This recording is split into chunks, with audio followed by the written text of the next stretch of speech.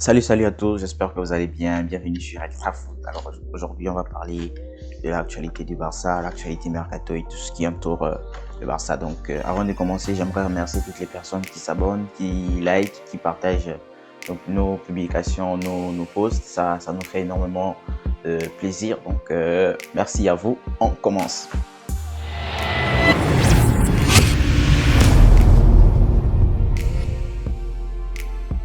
Alors les amis, on a dit ici plusieurs fois sur la chaîne de la page, voilà, que le Barça avait besoin de signer les leviers économiques pour pouvoir être capable de recruter, parce on sait tous que le Barça est endetté depuis fort longtemps déjà aujourd'hui, et donc les choses sont beaucoup plus compliquées pour le Barça, voilà.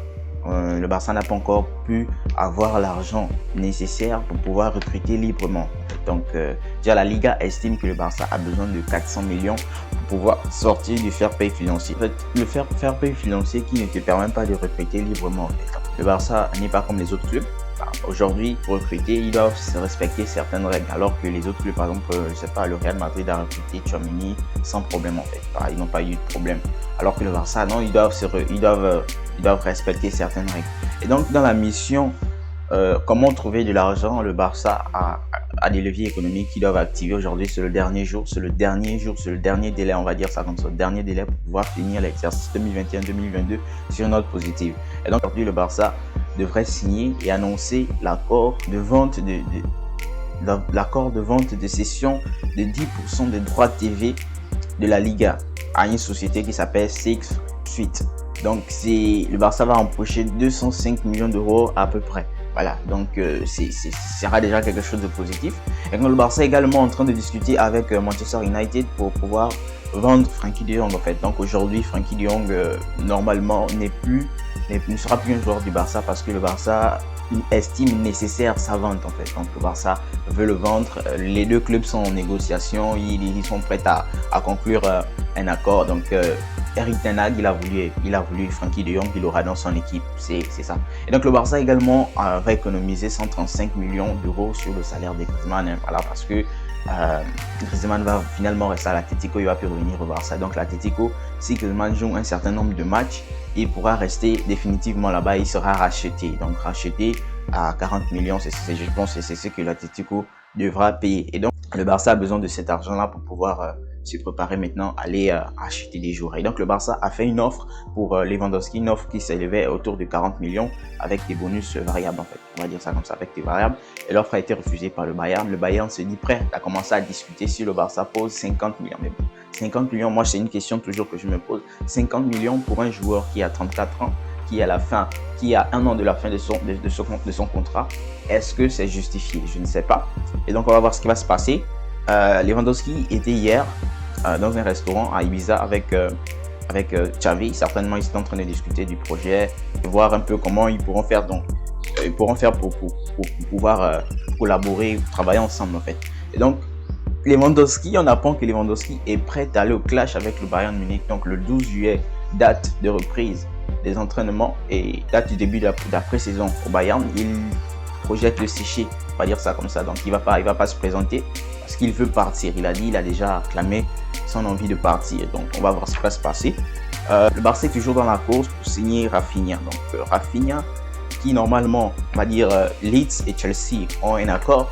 Donc, Leeds et Chelsea ont un accord pour le transfert de Rafinha. Chelsea, ils sont venus vraiment. Vous savez, les clubs anglais, ils viennent, ils claquent des sommes. Ils ont claqué 75 millions pour Rafinha, et Leeds United, ils n'ont pas refusé. Donc le Barça propose, je crois, 30 à 40 millions. C'est pas comparable. Alors que le joueur et son agent, leur priorité, c'est le Barça. Donc le joueur et l'agent du joueur, c'est le Barça en fait. Deco était hier à Barcelone pour discuter de la possibilité de transfert de joueurs au Barça. Donc il fait tout. Alors, tout ce qui est Deco, c'est un Barcelonais. Barcelonais dans l'âme, c'est un ancien joueur du Barça. Donc il va tout faire pour ramener son poulain au Barça. Donc on va voir ce qui va se passer. On apprend également que l'agent de Koulibaly était à Londres pour discuter avec Chelsea. Donc Koulibaly qui a beaucoup été cité du côté du Barça devrait vraisemblablement, si tout se passe bien, peut-être signer à Chelsea. En fait, on sait qu'il a 1 an de la fin de son contrat et s'il ne prolonge pas, Naples voudrait le vendre. On va dire ça comme ça. Voici ce qui concerne les probables arrivées, les dossiers chauds du Barça. On va passer maintenant aux sorties. Donc, on apprend que l'anglais serait sur le point de signer à Tottenham. Voilà, l'anglais est une demande de Conte. Certainement qu'il va peut-être revenir en fait. Peut-être qu'il va revenir, il va avoir sa forme remontée et il aura la possibilité de montrer en fait son talent. On sait que au Barça, ça fait quand même, je crois, depuis 2 ans déjà que l'anglais, 2-3 ans, il a perdu complètement son niveau. C'est beaucoup plus compliqué pour lui en fait. Donc, s'il part à Tottenham, il a un coach comme Conte. Peut-être qu'il va beaucoup plus apprendre et peut-être qu'il va s'en sortir et revenir peut-être, je sais pas. Mais bon, de toute façon, là où le Barça est en train de chercher à recruter un Jules Koundé, il y a Christensen, il y a Raúl, je sais pas, il y a encore Piqué qui a, je sais pas, la meilleure option pour l'anglais est de partir, on va dire ça comme ça. Et donc Xavi a dit à Riqui Puig, Umtiti, Mingueza et Braithwaite qu'il n'est pas nécessaire pour eux de se présenter à la pré-saison parce qu'ils ne comptent pas sur eux. Donc ils doivent se trouver une porte de sortie.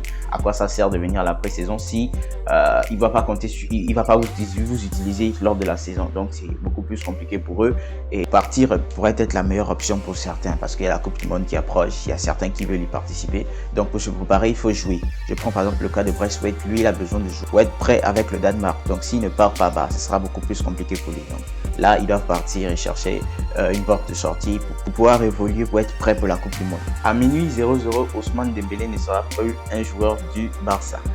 Il n'a pas encore prolongé son contrat et on ne sait pas ce qui va se passer avec lui. On ne sait pas s'il a un accord avec un autre club. On ne sait pas si il va rester. Apparemment, l'offre que le club a faite, elle est très basse. Voilà, très basse et donc il n'a pas accepté.